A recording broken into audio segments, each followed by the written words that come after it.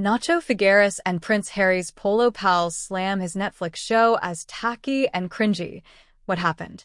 Hold on to your saddles, folks. Prince Harry and his Netflix show might just be galloping in the wrong direction. If there's one thing the world knows about Prince Harry, it's that he's never been one to shy away from doing things his own way.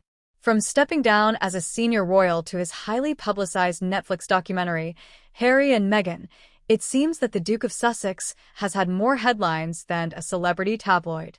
But when it comes to his Polo pals and their opinions on his latest project, things aren't quite as picture-perfect as the prince's often dazzling smile.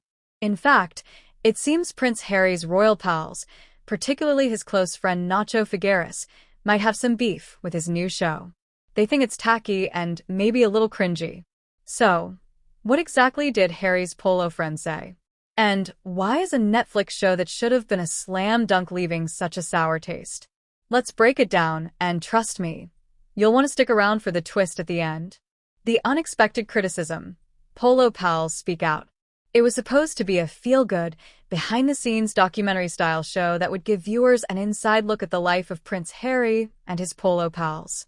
A chance to peek into the glitzy world of polo tournaments, luxurious estates, and royal friendships. But instead, it seems that Prince Harry's close circle of friends, especially his Polo pal Nacho Figueras, have been openly critical of the show, saying it comes off as, well, a little tacky. Now, before you jump to conclusions, let's rewind for a second. Figueras, a professional polo player from Argentina, is not just a friend of Harry's. He's a close confidant, someone Harry's been seen sharing the field with for years. The two share a bond over their mutual love for polo and, from the outside, appear to be the kind of pals who can laugh off any royal drama. However, even this friendship couldn't seem to survive the debut of Harry's new Netflix series, which was met with mixed reviews. But what exactly went wrong with the show? From royal glory to reality show faux pas, Prince Harry's leap into the Netflix world wasn't a total surprise. After all, this is a man who's no stranger to the spotlight, right? However, his collaboration with the streaming giant came with its fair share of expectations. We were all expecting a polished, curated glimpse into Harry's life post-royal family, and for the most part, we got exactly that. Beautiful settings, heartwarming family moments, and, of course, plenty of glitzy polo matches. But here's the kicker. What was supposed to be a window into Harry's life became a polarizing spectacle. His decision to focus on his relationship with Meghan Markle while sprinkling in a heavy dose of "we're doing things our way now" left some viewers rolling their eyes. Critics called it awkward and cringy, with the conversations often feeling too rehearsed and the family moments falling flat. Was the world ready for such an intimate, yet seemingly staged look at the Duke and Duchess? It's hard to say, but apparently, Harry's friends didn't seem too impressed either. The tacky label. What does it mean? The term tacky is a word that rarely bodes well when describing a Netflix series. But what exactly does it mean? In the case of Harry's show, critics and close friends have used it to describe the moments where the documentary feels forced. Instead of the natural, easygoing vibe that one might expect from a royal family stepping out of the limelight, what they delivered was a show that felt more like an advertisement for their new lives rather than a sincere, raw portrayal.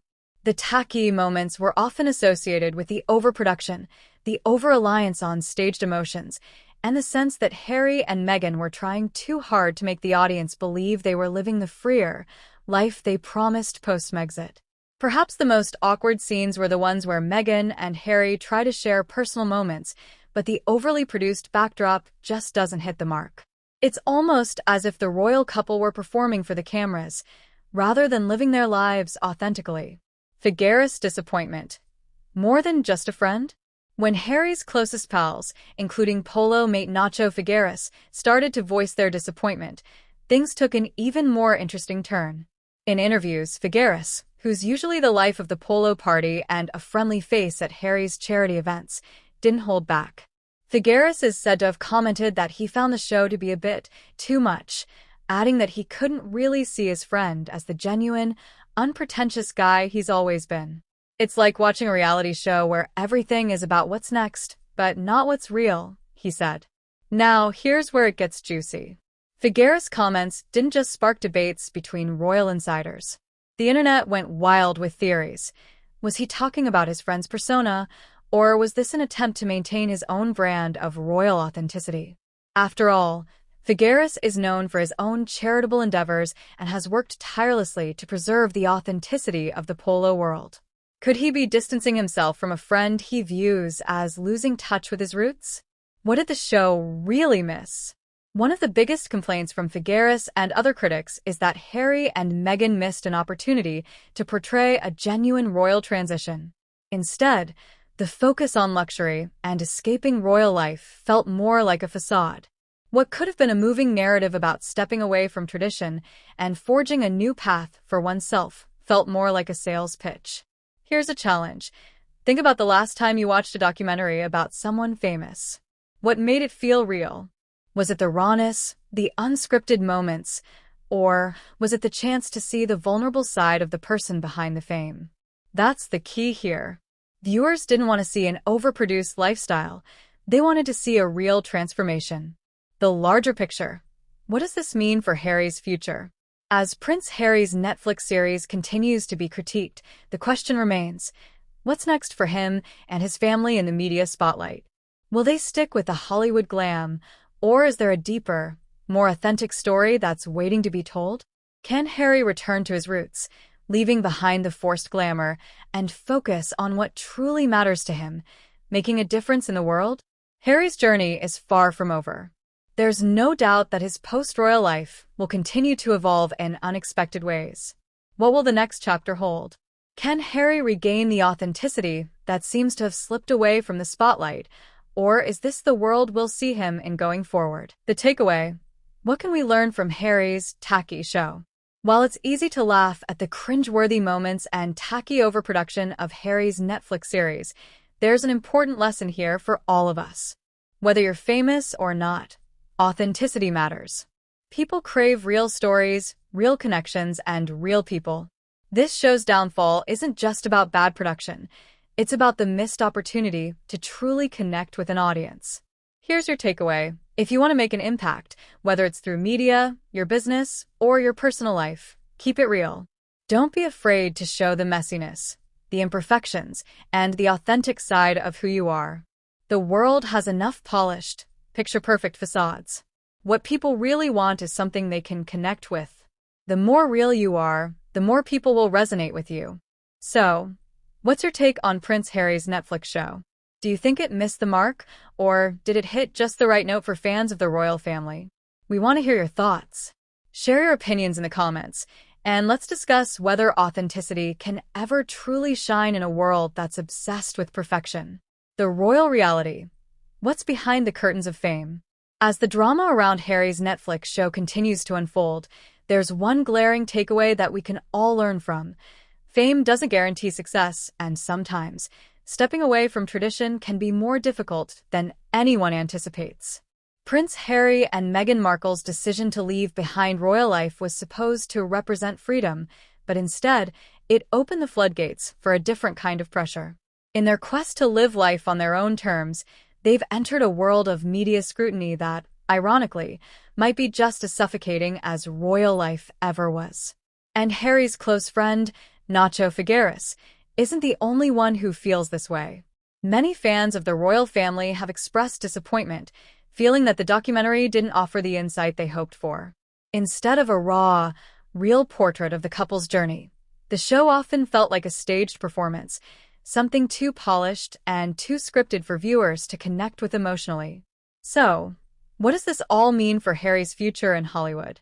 Will he follow the advice of his closest friends and return to his roots, or will he continue down this glitzy path that doesn't seem to resonate with the audience? Only time will tell, but one thing's for sure, his journey is far from predictable. The media circus. Is it worth the spotlight?